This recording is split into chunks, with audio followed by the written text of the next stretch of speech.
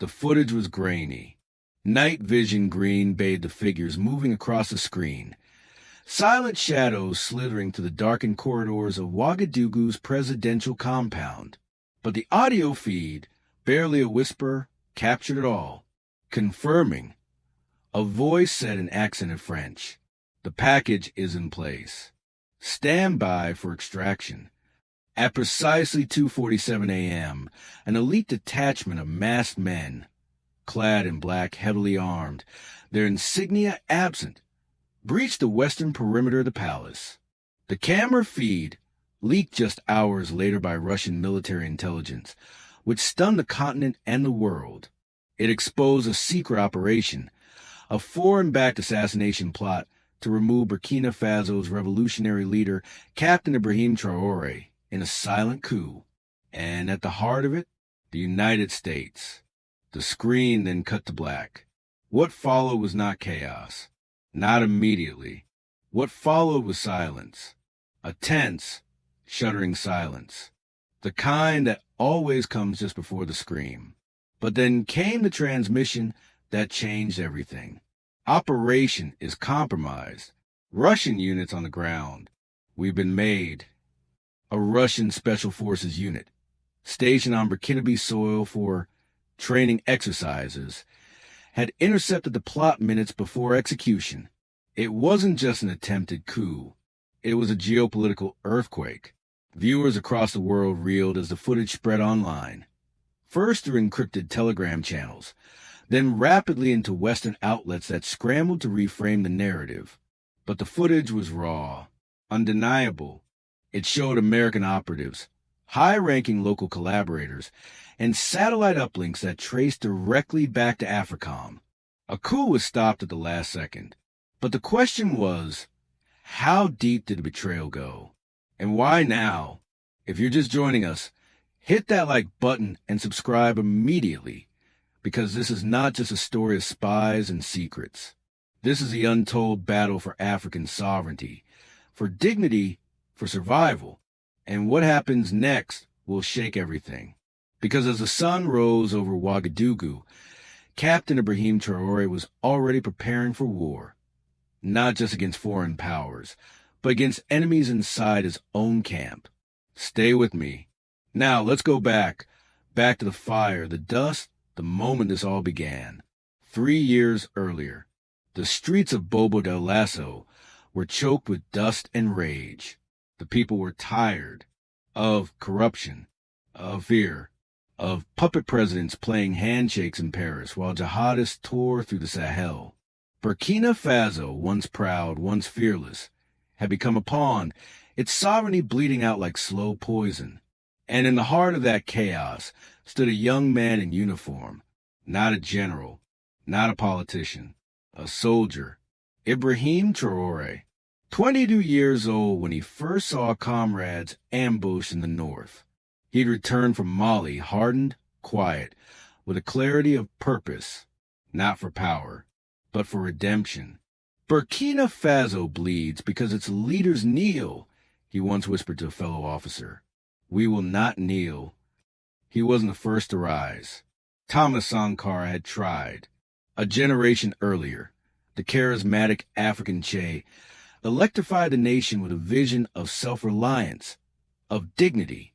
But he was betrayed, slain in 1987 by those he trusted most. Ever since, the ghost of imperialism haunted every Burkinabe leader. Traoré studied Sankara's speeches like scripture, but he also studied his downfall. We won't make the same mistake, he vowed.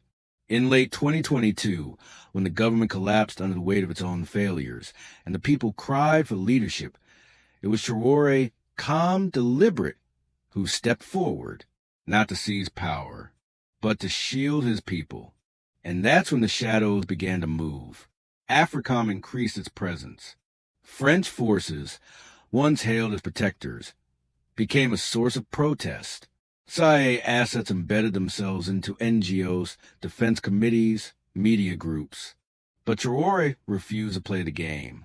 He expelled the French military, halted collaboration with the U.S. surveillance programs, closed the embassy's access to military zones. And in their place, he invited new allies, Russia's Wagner, yes, but more critically, Burkinabe themselves. He empowered grassroots defense militias. He spoke directly to villages, to farmers, to mothers. He walked markets without an entourage.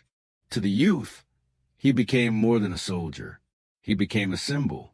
Ibrahim is us, they said in whispers. He does not sell us. But that kind of loyalty breeds enemies. The first attempt was crude, a poisoning via embassy event. Traore's chief of staff died in his arms. The second was more insidious. Forward communiques meant to fracture the civilian militias, discredit him as an authoritarian. Each time he adapted, but each time he grew more isolated. And then, weeks before the attempted coup, a familiar name surfaced. Major Abdul Aziz Sawadogo, decorated, sharp, trained in Virginia, a man who once called Traore a brother, now missing for months, until a source deep within Russian intelligence revealed it. Sawadogo was operating under a covert directive, code-named Sandagger, an American plan to restore stability to Burkina Faso. And by stability, they meant control. The mission was clear. Remove Traore. Quietly. Permanently. They nearly succeeded. But the Russian intercept changed everything. The coup cell was dismantled. Dozens of Burkinabe officers arrested. American operatives were detained. But the government refused to reveal their identities. Instead, Traore went live, directly addressing the nation. I have been betrayed by those I once saluted, he said. But Burkina Faso is not a chessboard. We are not pieces. We are the hand that moves. The streets exploded in support. But beneath the cheers, a darker truth loomed. The U.S. would not give up easily, and traitors still moved within his inner circle. This war, between a man and empires, between loyalty and treachery, was just beginning. And the next strike would not be so clumsy. Before we continue, tell us in the comments, where in the world are you watching from? Have you ever seen a story like this unfold in your lifetime? What would you do if you discovered betrayal this deep? Let us know below. If this story has your heart racing, make sure to like this video, subscribe to the channel, and share it with someone who needs to know what's really going on in Africa. The manhunt began before dawn. The streets of Ouagadougou were locked down. No flights, no phone signals, no movement in or out of key government zones. For the first time since taking power, Captain Ibrahim Traoré had invoked full emergency command. Somewhere, within the walls of his own military, the snake was still coiled. Interrogations yielded names. Names yielded locations. And those locations led to one door. Inside a walled compound on the outskirts of Ouagadougou, intelligence agents found a sealed trunk buried under floorboards. Inside, they discovered encrypted flash drives, detailed schematics of the presidential compound, and a handwritten letter from Major Sawadogo. It read, Traoré has become a liability. He threatens regional harmony. I do not act out of hate. I act out of duty, to prevent Burkina from becoming another failed Russian experiment. That was the final confirmation. The coup wasn't just sanctioned, it was orchestrated. And worse, it was still in motion. But let's pause here, because understanding what was truly at stake means understanding something deeper. Burkina Faso is not a resource-poor country. Quite the opposite. Gold, manganese, rare earth minerals. Hidden under its soil lies enough wealth to shift continental power balances. For decades, multinational corporations operated without resistance, funneling profits out while leaving broken communities behind. Traoré changed that. He renegotiated mining contracts, imposed taxes on foreign firms, pushed for national ownership of key mineral sectors. His reforms meant billions lost for the West. And not just financially, strategically, his alignment with Russia wasn't ideological. It was calculated. Russia didn't ask for bases. They didn't meddle in policy. They offered weapons training and, most importantly, non-interference. That made them useful, not saviors. Tools. But the West saw it differently. To the CIA, Traore was a firebrand. Unpredictable. Dangerous. Worse, he was becoming popular across borders. In Mali, Guinea, Niger, his image appeared on murals, in songs, in the chants of protesters rising against the old colonial order. If left unchecked, Ibrahim Traoré could become something the West feared more than any weapon. An idea. That's when they turned to infiltration. Weeks after the coup attempt, a soft-spoken captain named Ousmane Diallo was quietly reassigned from the Ministry of Defense, officially for personal conduct violations. In reality, he had been caught passing information to a foreign attaché posing as a humanitarian liaison. That attaché? CIA. They were moving fast now, burning assets, accelerating timelines. In secret war rooms in Nairobi and Stuttgart, think tanks buzzed. PSYOPs were launched. Smear campaigns intensified. Alleged human rights abuses under Traoré's administration flooded Western headlines, conveniently omitting context, origin, or evidence. But back home, the people weren't fooled. Let them call us what they want, Traoré told his cabinet. But we will not be ruled by ghosts. His next move was bold, some say reckless. He opened the presidential archives to the public, declassified decades of documents detailing foreign meddling, puppet leaders, assassinations, and trade manipulation. Some called it self-destruction. But to his people, it was liberation. Let them see what was done to us, he declared in a national broadcast. So we never go blind again. The backlash was immediate. Embassy closures, sanctions, suspended aid, a coordinated withdrawal of diplomatic personnel. The message was clear: comply or collapse. But Traoré didn't flinch. Instead, he addressed the youth. He stood, not behind a podium, but in the dust of a soccer field in Kaya. No guards, no barrier, just him and the people. You are the shield, he said, and the future. If they silence me, do not weep. Organize. The crowd didn't chant. They stood in silence. And then they raised their fists. But the clock was ticking. Late one night, intelligence from a Russian satellite feed captured movement in northern Burkina. A convoy, unmarked, high-tech, not local, heading toward the capital. And among them, Major Abdul Aziz Sawadogo. He was coming back, not to negotiate, to finish what he started. Traoré received the alert at 2:11 a.m. He did not panic. He called for a closed war council. 12 trusted aides. One table. No leaks. There is no turning back, he said. If they reach the gates, we hold. If they breach them, we resist. And if they take me, BurkinaFaso must not kneel. And then he paused, because one of the 12 had not shown up. Colonel Bernard Nikima, head of internal security. 10 minutes later, a coded message pinged across the secure network. Coordinates, a military airstrip, unauthorized chopper, en route to Ghana. It was him. The betrayal had reached the core. Traoré made a choice. He disappeared. For 48 hours, the president of Burkina Faso was untraceable. Rumors exploded. Western media declared him missing. Opposition groups began circling. Foreign governments drafted contingency plans. But his people didn't believe it. Not for a second. They knew he was watching and planning, because Traoré understood something most leaders don't. You don't fight empires head-on. You bleed them with truth, with patience, with fire. And when he reemerged, the world would be watching. Before we move on, tell us, if you were in Traoré's position, what would you have done? Have you ever seen a leader this defiant in the face of global pressure? Let us know in the comments.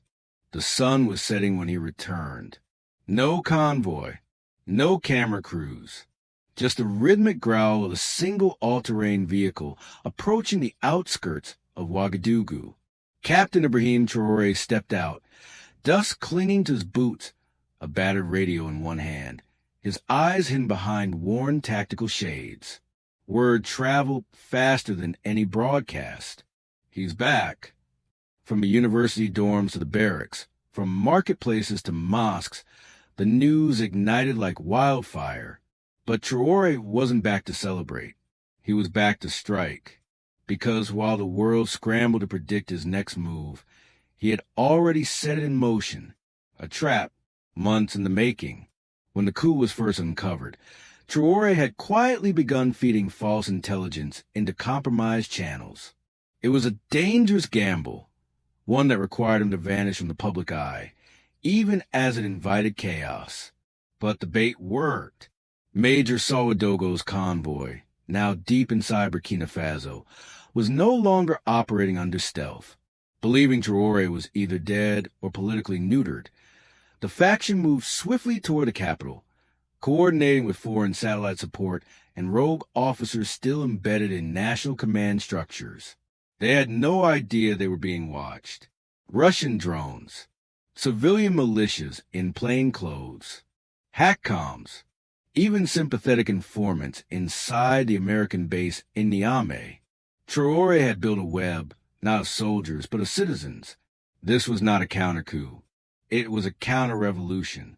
At exactly 3:12 a.m., as Ouagadougou's forces approached the final checkpoint on the N1 highway, the road exploded. Improvised mines, tripwires, barricades, and then silence. And from the silence, a voice rang out over hacked radio frequencies. This is Captain Ibrahim Traoré. Burkina Faso is not for sale. Not to France. Not to the U.S. Not to traitors. Lay down your arms, or be buried under them. The ambush was swift. Local militias, trained quietly over the past year, descended in waves. Not with foreign guns, but with inherited resolve. They fought for their land, their water, their names. Ouagadougou's convoy fractured. Some fled into the bush. Others surrendered on the spot. But Ouagadougou himself? He escaped. For now. The manhunt resumed. But this time the entire nation was watching. In a televised address broadcast in multiple dialects, Traoré spoke not like a president, but like a brother, a son, a soldier. He didn't announce victory. He announced sacrifice. They will keep coming, he said. They will offer deals. They will threaten famine. They will wave the words of human rights while bombing children in other lands. Do not listen.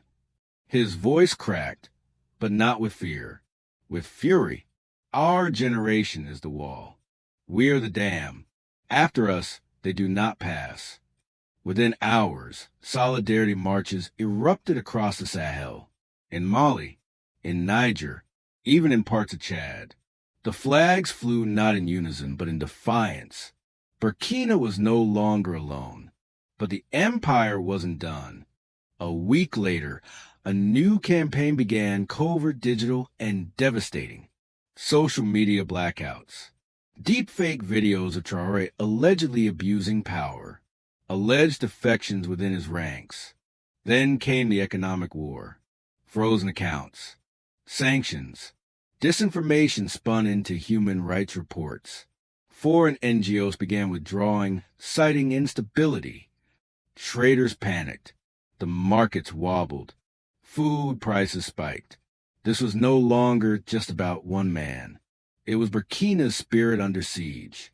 But instead of despair, something else emerged. Unity. Communities organized food-sharing programs. Local businesses shifted to barter systems. Urban youth patrolled alongside rural elders.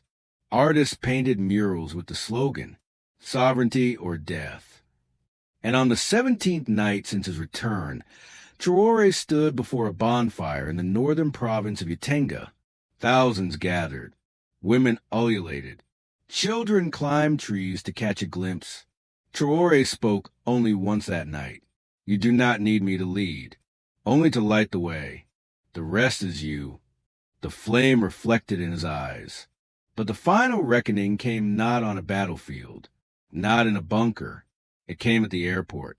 Intelligence placed Major Sawadogo there, disguised as a regional pilot, preparing to flee to Abidjan. And waiting for him? Traore himself. A standoff.